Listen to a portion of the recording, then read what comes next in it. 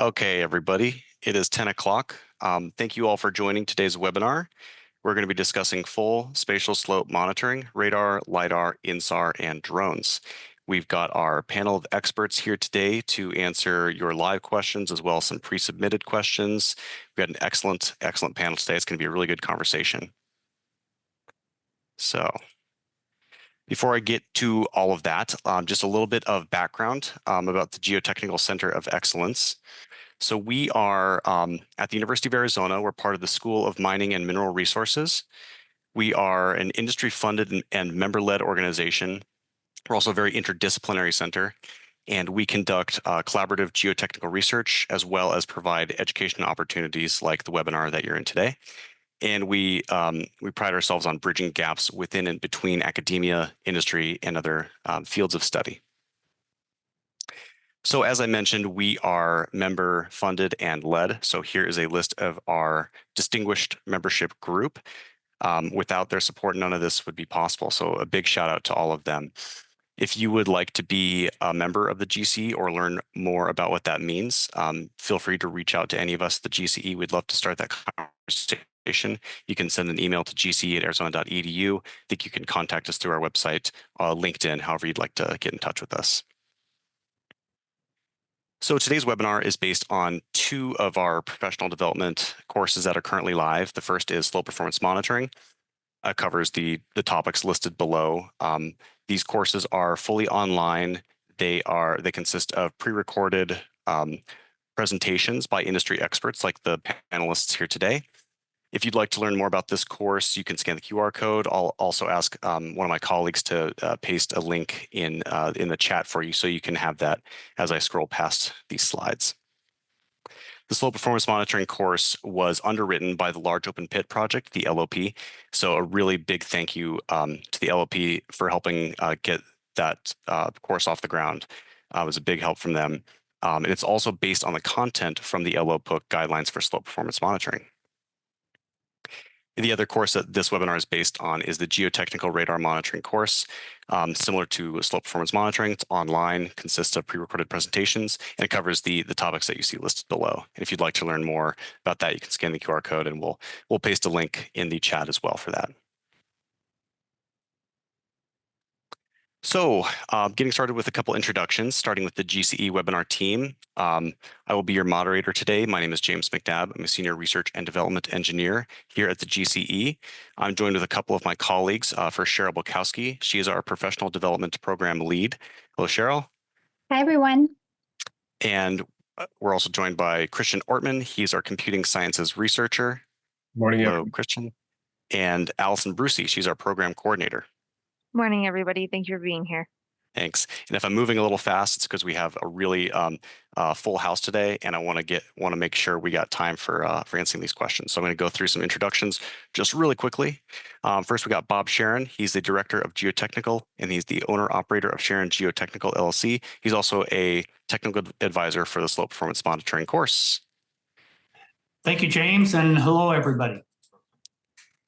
All right. We've got Chad Williams next. He is the Manager of Geotechnical and Hydrology with Rio Tinto. He's also a technical advisor for the radar monitoring course. Yep, thanks for having me. All right. Next, we've got Paolo Farina. He's the Managing Director of GeoApp. He's also a technical advisor for the radar monitoring course. Hello, Paolo. Hello, everyone. Greetings from Italy. Next, we have Mary Darling. She's the Managing Partner and the CEO of Darling Geomatics, and she is a presenter in the Slope Performance Monitoring course. Hello, Mary. Good morning, everybody. Next, we have Mike Conley. He's a Senior Geological Engineer and Project Manager with Colin Nicholas Incorporated, and he's a presenter in the Slope Performance Monitoring course. Hey, Mike. Hello, everybody. Thanks for joining. Next, we have Aaron Gonsalves. He's the Manager of Geotechnical Engineering and Geomatics with MapTech, and he is a presenter in the Slope Performance Monitoring course. Hello, Aaron. Hello. Good morning, everyone. We've got Giacomo Falorni. He's a Technical Director with TRE Altamira, or TRE Altamira Incorporated, and he is a presenter in the Slope Performance Monitoring course. Hello, Giacomo. Good morning from Vancouver. We've got Albert Cabrejo. He is the Global Practice Lead and Geotechnical Geotechnical Advisory with Ground Probe. He's also a presenter in the Geotechnical Radar Monitoring course. Hi, Albert. Hello, everybody. Thank you for having me here. We've got Charla Kotzi. She is the Group Geotechnical Engineer with Roytech Mining, and she's a presenter in the Geotechnical Radar Monitoring course. Hi, Charla. Hi, everyone. Hello from Cape Town. And last but certainly not least, we've Zip Zavodny. He's the Senior Geotechnical Engineer with Zip Zavodny LLC, and he's a GCE Senior Advisor. Hi, Zip. Hi. Hello, everybody. Okay, just a quick housekeeping note. If you're joining today, you are muted and your video is off, so don't worry about that. If you'd like to ask a question, please use the Q&A function in the Zoom control panel. There's the chat and the Zoom and the Q&A function. You can use both, but if you got a specific question, if you could just use the Q&A, that helps us a lot. You can post your questions anonymously if you'd like, and if you see other questions from other people, you can give them a thumbs up so you can so we can kind of rank them. For which we bring up next. This is also a recorded webinar, and we'll post it both to our course sites as well as our YouTube page, so anybody can view it.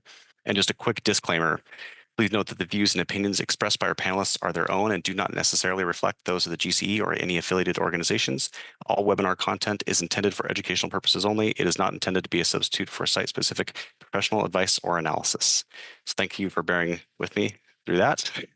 And now we'll get into our questions. So we'll start with a kickoff question, is kind of to get the conversation going. It's kind of a broad question. And so I'll ask maybe, we've got quite a full house. So I think I'll just, if people want to jump in and answer, feel free to. I won't ask everybody to answer, but it's a good Kickstarter. So over the past decade, full spatial measurements from Lidar, InSAR, and drones have transformed the way we detect, delineate, and track deformation. Looking forward, what developments or possibilities in this area excite you most? And I think to get things started, maybe I will kick it over to Paolo. So you're the first person I see on my list. Yes, thank you. So thanks for having me to start with this.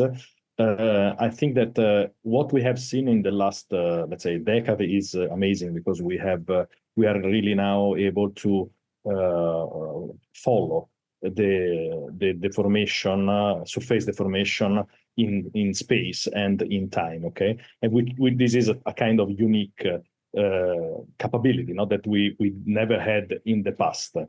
At the moment, what I really enjoy is trying to use the displacement measurement that we get from these spatial distributed layers to identify areas where we have accumulation of strain. Okay, so where we see, for example, some anomalous values of horizontal strain or angular distortion, because this is typically where we may have cracks developing. Okay, either if it is related to a slope instability or if it is related to vertical or ground subsidence for block caving, whatever. So this kind of capabilities is pretty unique for these spatial distributed layers. So it could be InSAR, where we can use the vertical or the east-west at least, or can be LiDAR as well. Okay, and also multi-temporal photogrammetric drone images is able to do this. And this is something that we cannot do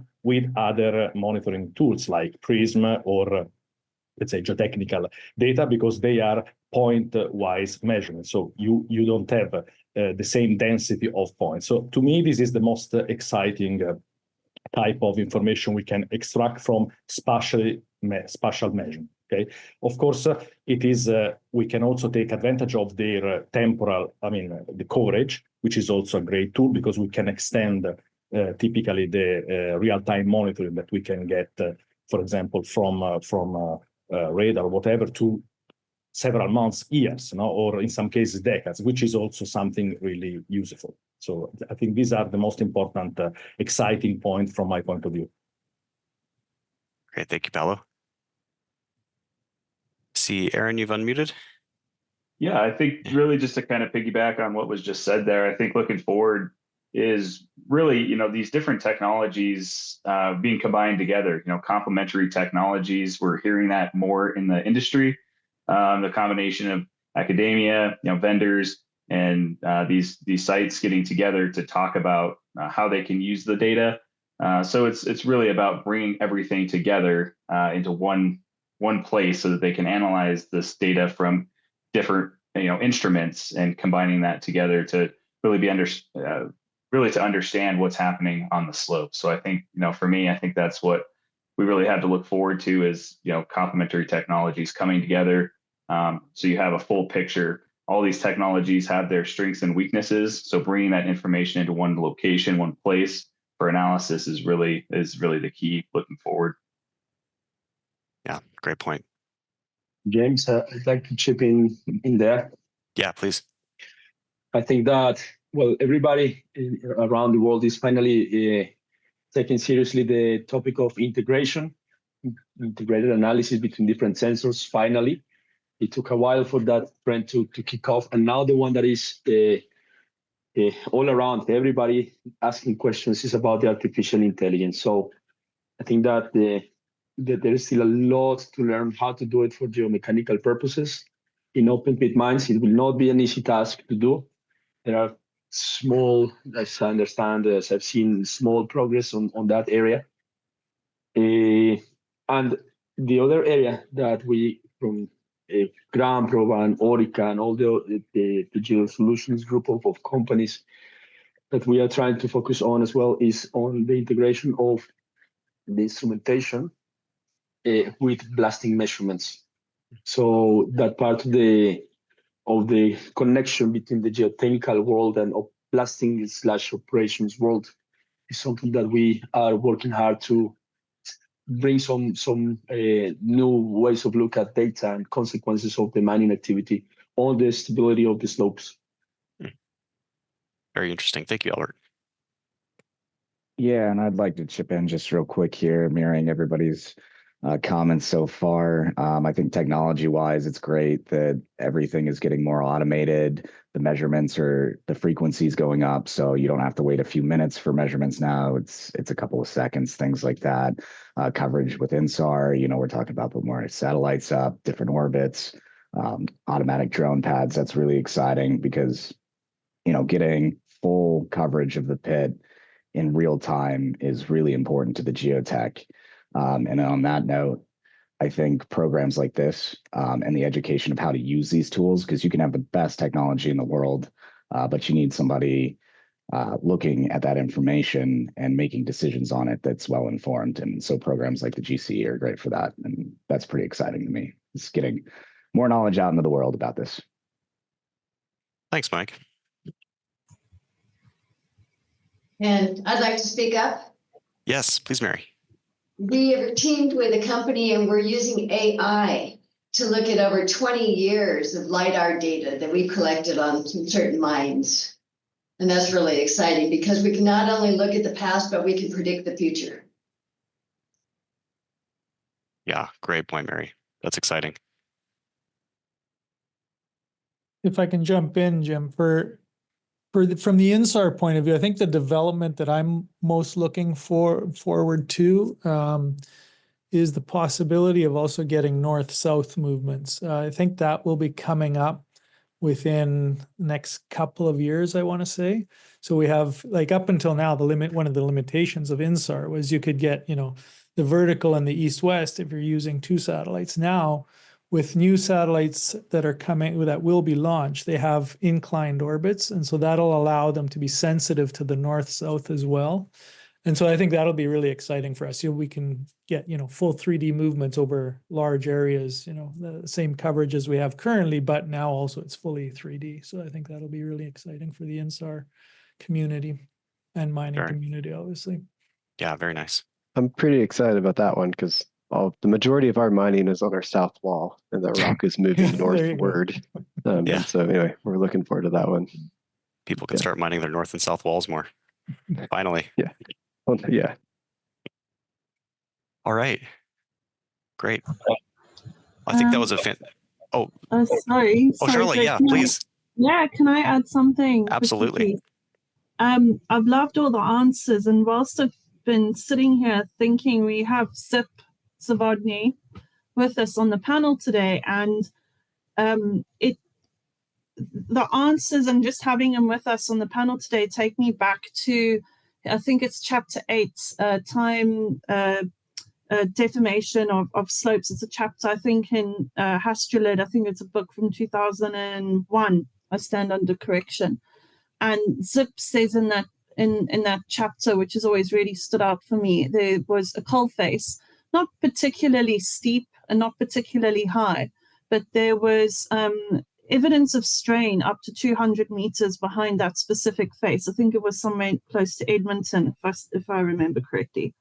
And that's always stood out for me, because I think what we need to remember is, whilst we have all of these amazing tools and there's so much to look forward to with AI, with everything that we can use, with everything that we can program to look for us, I think one thing that we must definitely never ever lose is the using first principles and visual observation and visual understanding and visual calibration, your own visual calibration with the pit slope. And if you are able to take a walk behind your crest and actually see what's going on, so that you can, have a good understanding of the rock mass and how it's behaving as, as the slope is being excavated, essentially. So, always remember the basics, I think, is my point. Well, thank you for that, Charlotte. That particular slope, we were actually having intense geotech inspections and studies on the south slope of that particular property. And it was the north slope that failed on us, caught us by complete surprise, and almost cut down the production for this particular facility. And what we found there was that we had a tension crack about 200 or 250 feet from the face that everybody was attributing to subsidence. There was quite a bit of groundwater withdrawal in this particular area. And so nobody was paying attention to it. But that was the first instance that one always has to pay very careful attention to any type of tension crack, particularly behind a slope. And that's where drone technology, InSAR technology would have really helped us. This was kind of pre-InSAR business, but that would have given us really quite a preamble on the area that was deforming. Yeah, great. Very interesting stuff. And thank you, Charlotte, for keeping us grounded as we talk about all these technologies. Okay. Well, great. Excellent kickoff question and answers, everybody. Really appreciate that. Let's go ahead and get to one of our pre-submitted questions. This one is a bit more of a technical question about radars. Get this out of the way here. So why do radars, and I believe they mean ground-based radars in this case, require a scanning process? What is stopping the development of a system that can continually monitor an entire slope?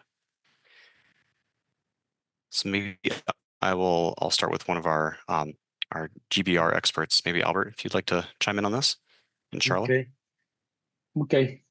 Well, there are different types of radars. So, and at the moment in the industry, you have the real aperture radars, the first ones with the dish. Then you have the synthetic aperture radars pointing in just one direction. And you have also the 2D real aperture radars. So the fact that the real aperture radars have to rotate comes from the need to derive specific resolution on a pixel by pixel basis to resolve movements on that area. The synthetic aperture radars, being them linear or rotational, they mathematically sort of scan everything at the same time. or shoot image or signal to the entire slope continuously, and then mathematically derive movements on a pixel basis.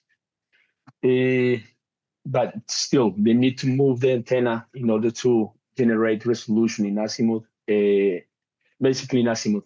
And the other radar type that is in the industry, maybe Charlotte can speak later a bit more about those ones, are the MIMO radars.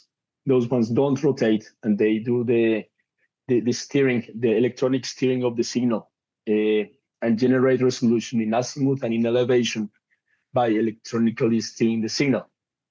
But still, as fast as they are, one scan every 2 seconds, in those 2 seconds, they still go pixel by pixel, basically, in order to generate measurements.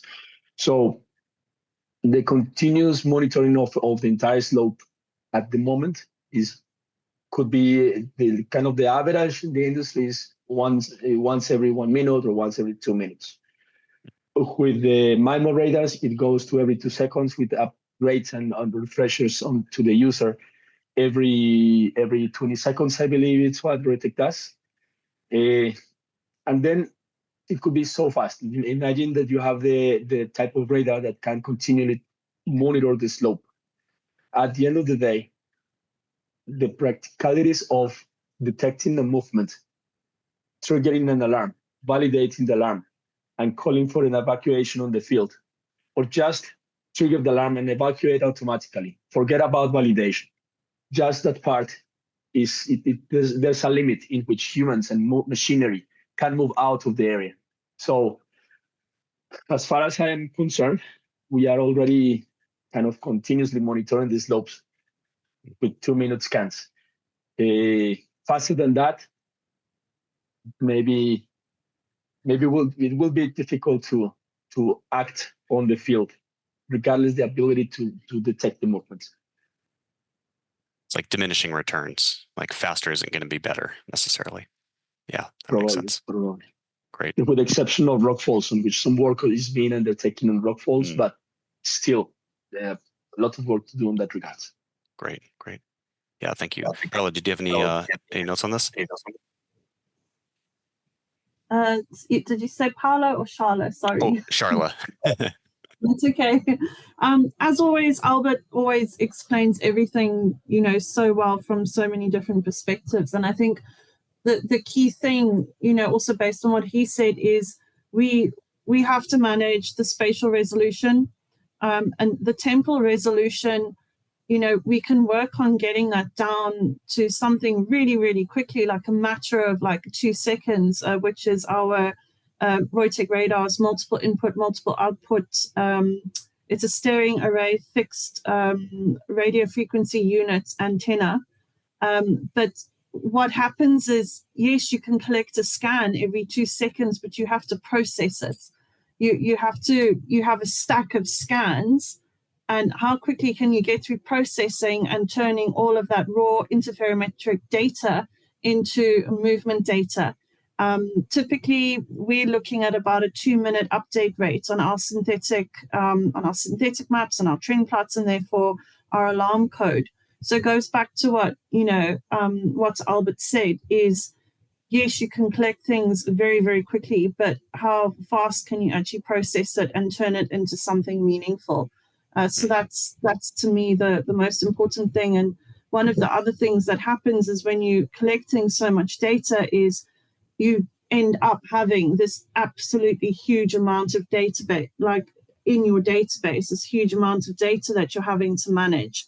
And you have to find a way to compress that and manage that so that between your offices or wherever you're monitoring from and the radar system itself, it's actually able to push that information through on your Wi-Fi or your IT type network. So there's many different things that we have to think about when we design these systems to make sure that we're getting meaningful information at the end of it that the geotechnical engineer can use whilst managing the actual radar physics in the background. And then what do we do with all of that information at the same time? Yeah. Great. No, that makes a lot of sense. Thank you both for that clarification. All right. Good. Let's move on to, we've got a live question in from Sam. So Sam asks, in operations, when monitoring with ground-based radar, RAR and SAR, we find slight displacements in the slopes of 1/2 to 3/4 of a millimeter, but not because of the weakness or of the fractures of the porphyry, but because of the blasting. How do you suggest refining the data to avoid false warnings? Should we improve the management of the blasting parameters? If so, which ones? Thank you so much. And thank you, Sam, for the question. Interesting question. Maybe I'll see, Chad, I'd like to hear your opinion on this. Someone had a operating mind. Yeah, I mean, yeah, I mean, it's hard to, you're in a porphyry, so the rock isn't probably super duper strong. But I mean, when we're mining and blasting, obviously at Bingham, we're in a porphyry 2 extensional environment. It's had a fairly extensive geologic history, but when we mine and blast, even if things go well, we always measure some form of displacement. And that's normally maybe not seen on live radar, but always seen, through InSAR or through subsampling or through analysis or prisms. So, I mean, 1/2 mil of movement, could be pretty small. I mean, my question would be, is that a problem operationally? Is it causing delays, or is it creating a type of hazard? Because depending on the angle of the slopes you're mining, the strength of the rock and the structural fabric, like displacement may be inevitable. And then that's okay as long as it regresses and it's unstable at the end of the day. So I think that's would be kind of my question would be, is it an issue? And if it is, there's lots of things you can do in blasting.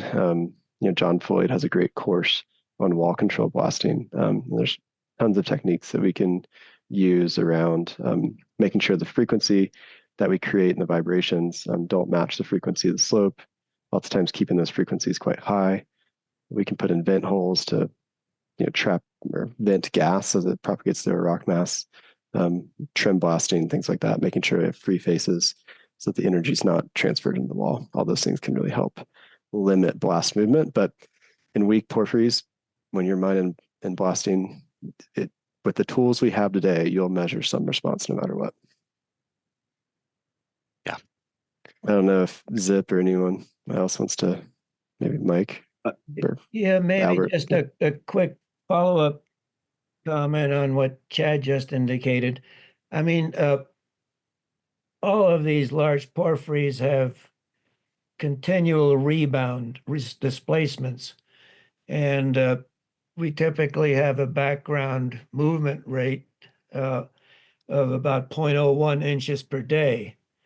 So that's to be expected on quote unquote stable slopes. I think if I understand this question, you're getting this rebound post blasting, but then I guess what you need to do is to follow up and see what type of displacements you're getting after this blast and see if they are above the typical background rate for you to be concerned about an area. But the critical thing is that all slopes in the world move, some more than others. And typically, you have to incorporate this rebound effect in your slope displacement monitoring. Yeah. And I guess maybe I really focused on the last question here, but there's the first question around false warnings. In what we do, say in an area that we're really worried about, if we think a blast may cause some type of failure, we have normally a planned stand down. So instead of false alarms, we just try to plan around, we'll have a stand down. It will give time for the radar to have some time to analyze what actually happened. Because if something is going to fail immediately after blast, it's possible, and I've seen it go immediately into phase ambiguity. It's could be missed if people aren't trained. And anyway, so that's why in really sensitive areas, if we're worried about like a wedge coming down or a bigger slope failure, we'll have a blast stand down. That will be, the time of that will be commensurate with the risk and the mechanism. Yeah, very good point, Chad. We have this in some of our critical tarps. Yeah, to get around this type of problem. Yeah, I think Albert has maybe a comment on that too. It's all raised his hand. Yes, yes, Chad. Thank you. You briefly touched on that. So allow me to go a little bit deeper on make sure it is very clear. During the blast, this 0.5 or 0.75 millimeters of movement, they could be real or could be unreal. As in, the wall was shaking, moving, while the signal touched that area, and the movement could have been minimal, could have been that number that you see there, or could have been more. A number of times the phase ambiguity more. So for example, it was a synthetic aperture radar measuring 0.5. It would have been 0.5 or 8.5 or 16.5 or multiple times 0.5.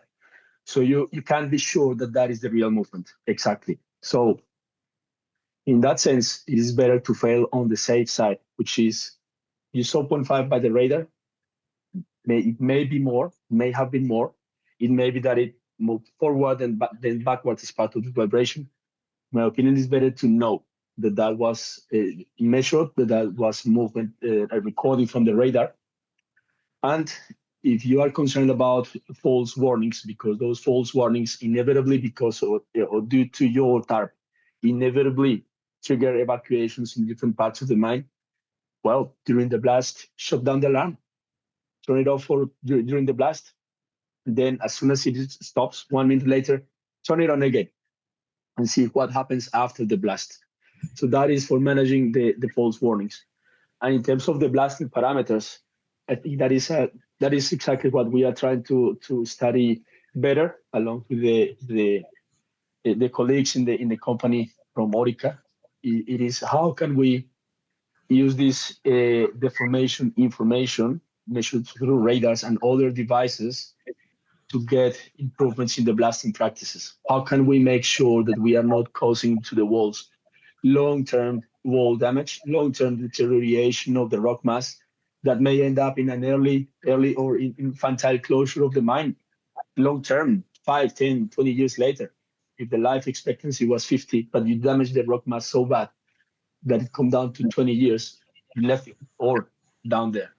So that is part of what we are studying. And some of those measures that Chad mentioned before are the typical practice. The pre-cuts are the typical control measure, and smaller diameters, smaller freed up energy into the slope is basically the control measure.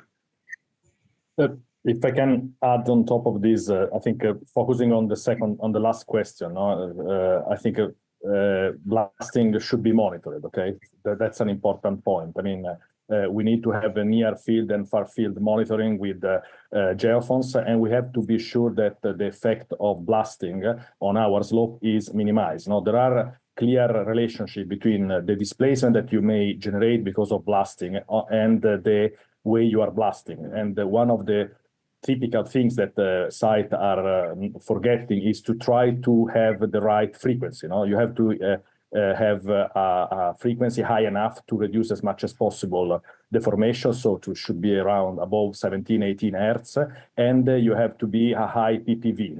So these are the two parameters that are really important to, let's say, minimize the impact of blasting on your slope. And then coming back to the 0.5, 0.75 millimeter of displacement, this is really very, very small displacement. So to be honest, I hope that no site are using a threshold at this level, because this means that you will have a lot of false alarms, not only when you have blasting, but also when you have any kind of weather atmospheric effect that could be, of course, in the order of 1, 2, 3 millimeters in a few hours. So I mean, radar is a very good technology, but don't try to overuse, let's say, this technology. So that's my suggestion. I think if I may also just add a few practical things. This has become actually one of my favorite topics, is looking at the pit slope reaction to blasting, and it's amazing what radar can actually pick up. And one of the things that I do is I take the database back to maybe 15 minutes before the blast and then 15 minutes after the blast and look at the synthetic map. So you can ascertain exactly where there were concentrations of movement on that portion of the slope. And then what I would do is we use what we call time windows for average velocity. Maybe take the time back to 2 to 3 time windows before the blast and 2 to 3 time windows after the blast.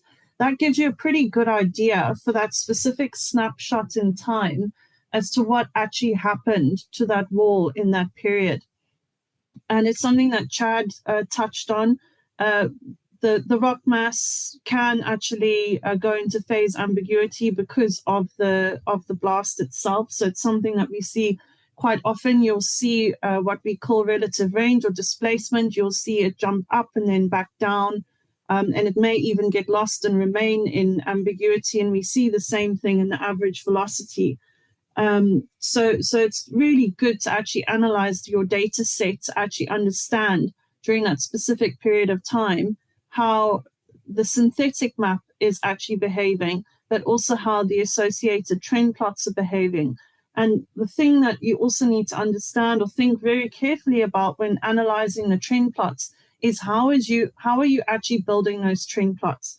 So at Reutech, we call it area threshold. I believe Albert can correct me if I'm wrong. It's a continuous or contiguous pixel concept. So it's the number of pixels which you select in order to create the alarm. Then you have the alarm itself, and then you have the time window on top of that.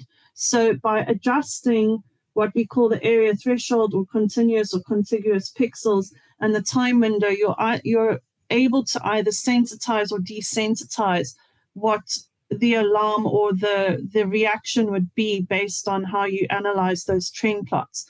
From there, having looked at all of that for a number of different blasts and understanding the blast setup itself, you can then get an idea of what the normal reaction of a pit slope is to different kind of blasts in different areas of the slope. And from there, you can then begin to look at a bit of a longer time period after that blast so that you can ascertain what the recovery of the slope is, because technically the average velocity should go back to about 0 or very low background levels. Obviously, displacement and relative range cannot recover because there are an accumulated rate. But as soon as that average velocity kind of goes back to 0, you know that the slope is recovered somewhat. So that I found is also very, very useful for defining re-entry procedures after blasting. So I hope that was just a bit of information on some more practical concepts to think of when looking at the data. Yeah, thank you. Thank you, everybody. I know these are all great points. We spent a lot of time on this question. Mike, I see that maybe you wanted to add something, and I know you've got a blasting perspective. So maybe if you want to close us out on this question. Sure, I'll be quick. I've been doing a lot of blasting work. We've been blasting a lot around, tailing storage facilities and things like that, very sensitive areas. And one thing I just want to emphasize is, yes, blasting damage is real. It can, decrease your bench face angle, increase your rockfall hazard.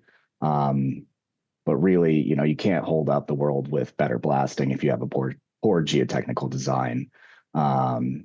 So if you can imagine when you're removing, a block of rock at the toe of a slope, you're basically removing a buttress, and those stresses are going to reorient, and the slope is going to move, like Zip had mentioned. There's a natural relaxation, all pits rebound. And then on top of that, if you've ever watched a blast, you've seen, especially in pits where they don't have, a good team to go out and scale the benches before they move on to the next bench, you observe a lot of raveling in the few benches above a blast, which may or may not explain the small movements that you see. But yeah, so I think that kind of sums up my point. Perfect. Thank you, Mike. Yeah, thank you, everybody, and thanks, Sam, for the question. You got quite an expert response, Sam. A lot of James, you got to jump in here and tell them about the blasting course. Thank you, Zip. I really appreciate that. I wasn't going to shamelessly plug, but now I will. Our next course will be blasting and pit slope performance from the GCE. So that'll be releasing in September. So I'll give a small plug at the end there, but thanks, Zip. Appreciate that. Okay, great. Let's move on to the next. We've got another live question. It's another interesting question from Rodrigo. Are there any recent developments to comment on considering the use of neural networks or other AI techniques to improve the approximation of alarm and warning thresholds in anticipation of geotechnical events in radar monitoring, InSAR, et cetera? This is definitely a hot topic. I know that Mary, in her in the kickoff question, mentioned the use of AI with InSAR. Maybe Mary, if you want to expound on that to get us started. Yes, thank you. What we're doing is we're looking at point cloud data from LiDAR. Oh, great. Instead of InSAR. But we are AI, and like I say, we're generating projections of what type of movement will occur in the future based on all the past movement. Some of that data is over 20 years. Fantastic. Giacomo, do you know of any work in this for InSAR specifically with AI? Yeah, we're as most other companies, I think we're starting to take a closer look at AI, and our R&D team is working on several avenues of how to leverage the use of AI. One of the first things we've done was to improve the quality of the data. So we're using it, to help remove noise and enhance the actual signal. But I think in terms of warnings and so forth for geotechnical events, one thing we're focusing on right now is we have an internal algorithm that we call our trend variation algorithm, which identifies changes in time series that might indicate that something's changing on the slopes, for example.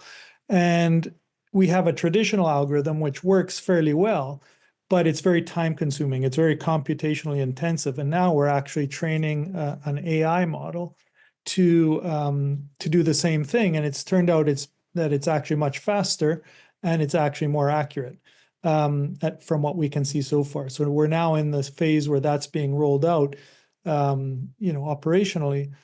And so that should, be able to highlight areas or points, in the point cloud where there's been a change in behavior that might indicate, obviously, that something is changing on the ground as well. So that's certainly one area of research we're looking at. And there's others as well, but I think that's especially for the alerting and so forth. That's what the most important one right now. Yeah, great. Thank you, Giacomo. I really caution people about this and using events leading up and preceding a failure to try to anticipate the failure.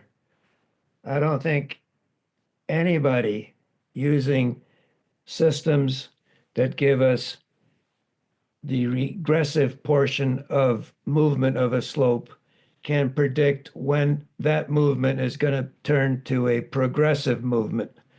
So you want to be extremely careful on using this type of information to predict failure events. This could be a very dangerous application of artificial intelligence to try to predict failure events. Yeah.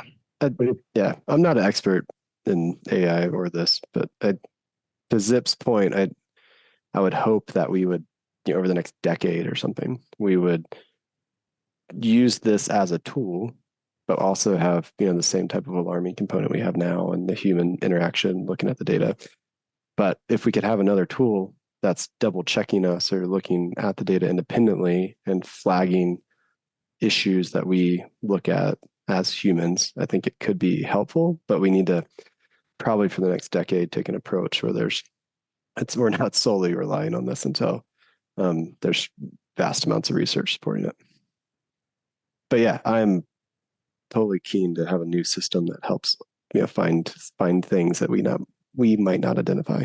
So yeah, Chad, I think for a specific failure area and a specific failure mode, I agree with you that the past performance may help us predict future performance. But the way I see this question here, anticipation of geotechnical events kind of on a broad basis based on data from multiple failure events that may or may not apply to that particular geotechnical condition. That's where I think the danger could come in. Yeah, I think that's a really important point, Zip, that, the failure modes and things like that. I've been at mines consulting different properties, completely different rock masses. And, at one mine, I think we had a slope that creeped for 4 years. The levels were extremely low, kind of in that half an inch range per day. And it did that for years before it collapsed critically. And then you can go to another mine, one I'm thinking of, and, their reentry criteria was, movement below 2 inches per day, right? Because it was just different failure modes. The rock was much different. So it'll be really important for any kind of AI technique to try and ascertain the differences between those two things. And as humans, we can do it pretty easily because we have the data and we can see it. But yeah, it'd be great if somebody could come up with an AI tool, and like Chad said, it as a tool, and to help us as geotechs kind of set some of these thresholds, because they're not the same at each mine, and they're unique to every property. Yeah, I think it's going to take a long time. Yeah, go for it. Sorry. I think we are. Sorry, Chad. I think we are still at baby steps on that. I think that first we are trying to clean the data through algorithms. The different radar suppliers, from space or in ground, have developed progressively improved algorithms to get better data with more free from atmospheric contamination. That is the first step.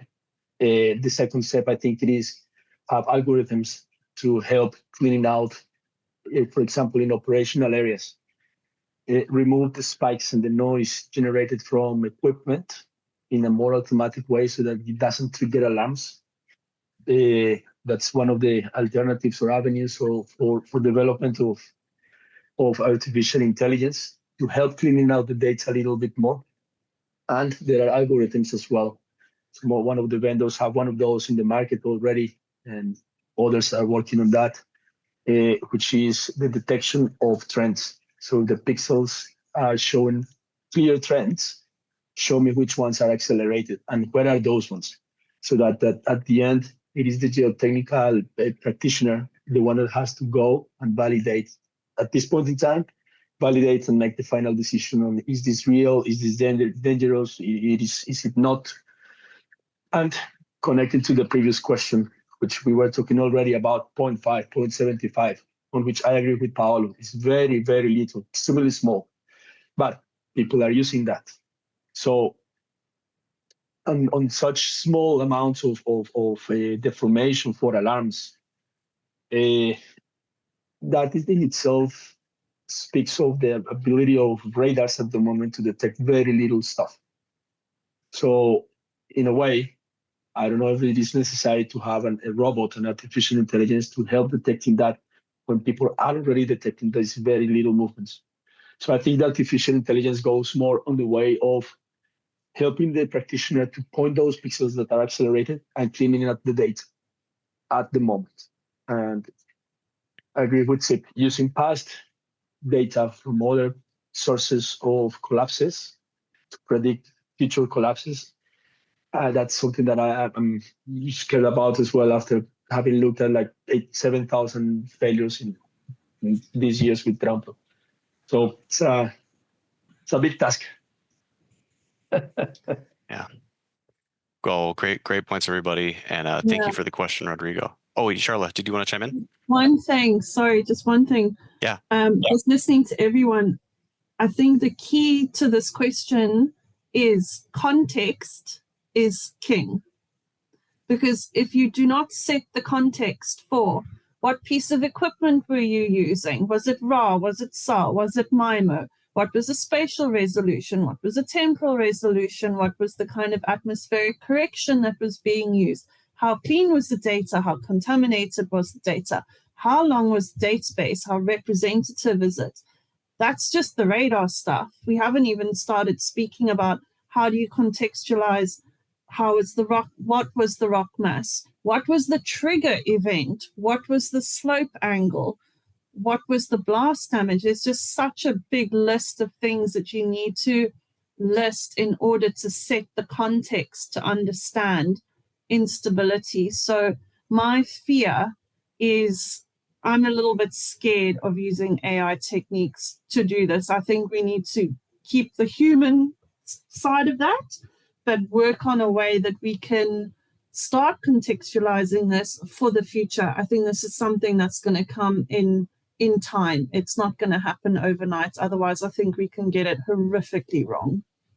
Yeah, and I was going to say, don't forget the groundwater in the slope too.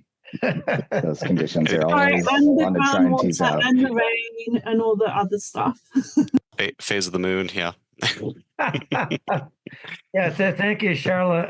I've over 60 years, I've seen quite a few failures. Not one has ever been the same. Yeah. Well, there you go. Very, very good point, Saul. Okay, great. Thank you so much for the question, Rodrigo. It's a really good discussion there. I'm going to jump around a little bit. We haven't discussed much about drones and LiDAR, so I'm going to go to this question. I really like the point clouds made from drone surveys, even if they aren't as high resolution as LiDAR. Do we really need the resolution of LiDAR in mining geotech? In my experience, LiDAR is also much more expensive. And I think they're talking about photogrammetry specifically with the drones.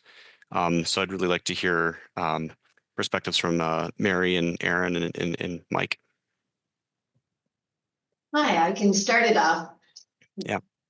Photogrammetry is excellent when you don't need certain aspects of measurements in areas with heavy vegetation, which is not inside a pit.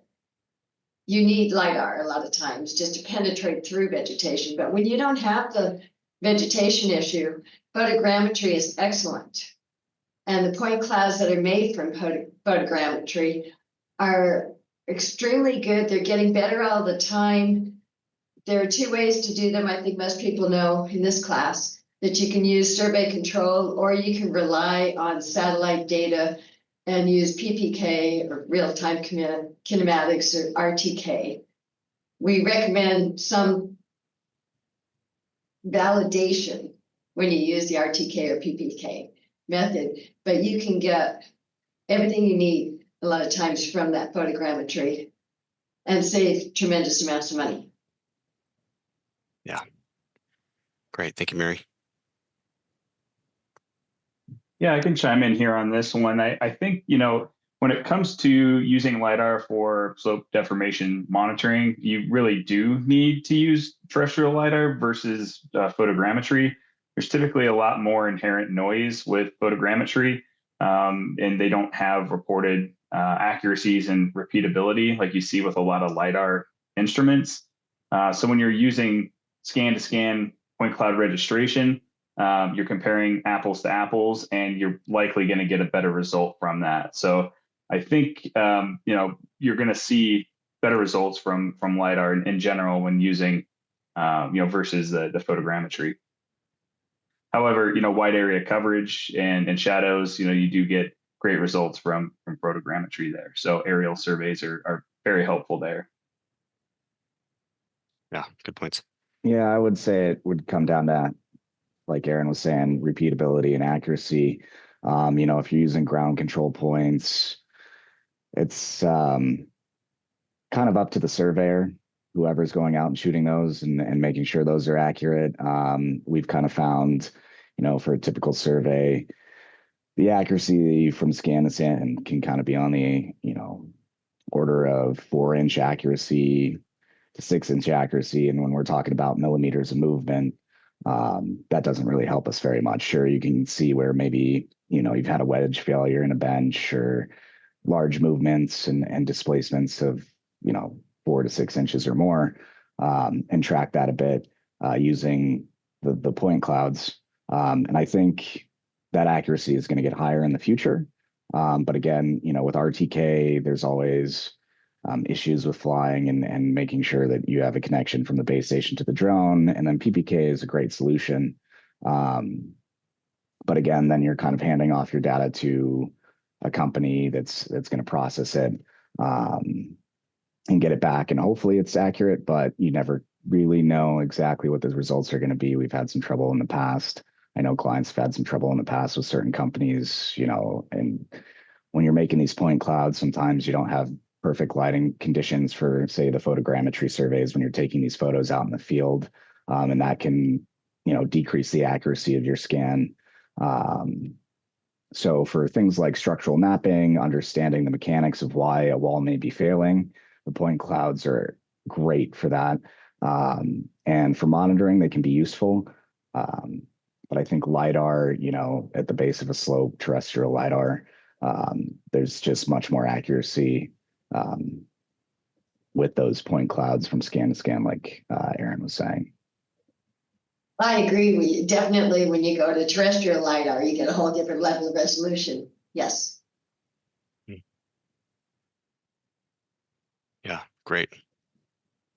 Thank you all for that.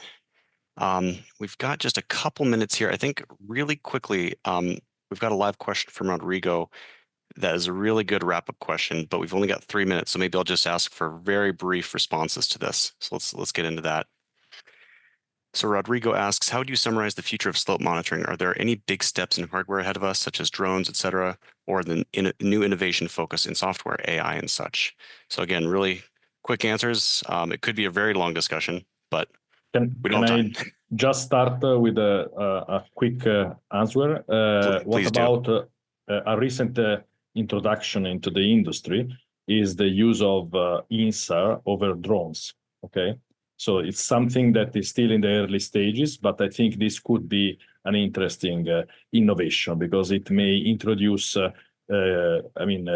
more frequent InSAR acquisition, and with a very high resolution. We're talking about 25, 30 centimeter of pixel, and from different line of sight. So I'm curious to understand how this will develop. We have just seen some example here and there from a couple of suppliers, but I think this could be an interesting improvement because we know very well how InSAR is, what kind of benefit we can get from InSAR. So I'm sure that from drones, if the quality and reliability of the data is good, is high, we could get some very interesting results. Fascinating. Gonna put the satellite business out of money. Not really, because satellites has, of course, different. You don't need to operate any drone, so there are some advantages. So, but I think it could be complementary in specific under specific conditions. Okay, I'm kidding. Yeah. And one quick comment there. I think that the future is in generating easy to digest information from data from different sources. I can see this trend of AI, people getting into conferences, getting summaries of the teleconference by artificial intelligence, of producing easy to digest data is what I think the industry will see the biggest change. We have lots of instruments doing great things. They will be slightly better as well, but it's still the difficulty is to evaluate all of that information, integrate and withdraw conclusions from different sorts of data. So easy to digest information is what will probably drive the change, in my opinion. Great. Thank you. All right. I think that we're out of time, unfortunately. I know we could have gone on for quite a while, but want to respect everybody's time. Just one more quick plug for our the GCE's professional development program. Here's a list of our courses. The ones that are colored in are courses that we offer. Not all of them are active right now, but we'll be offering our water and mine operations and slope stability, as well as our structural geology for geotechnical professional courses in June, I believe. Those will start again. And then upcoming in September, we've got our blasting and pit slope performance course that we'll be launching for the first time. We're very excited about that. And with that, thank you all for joining today, everyone who tuned in. Thank you to our panelists. I know your time is precious, so we really appreciate you giving all your perspectives. And I hope you all have a wonderful day or night or whatever time of the day it might be for you. Real good to see everybody. Bye. Good to see y'all. Thank you. Bye Thank bye. you, everybody. Bye-bye. Thank you. Bye. Bye Take now. care. Hi, everyone. Thank you so much. Pronti. Bye.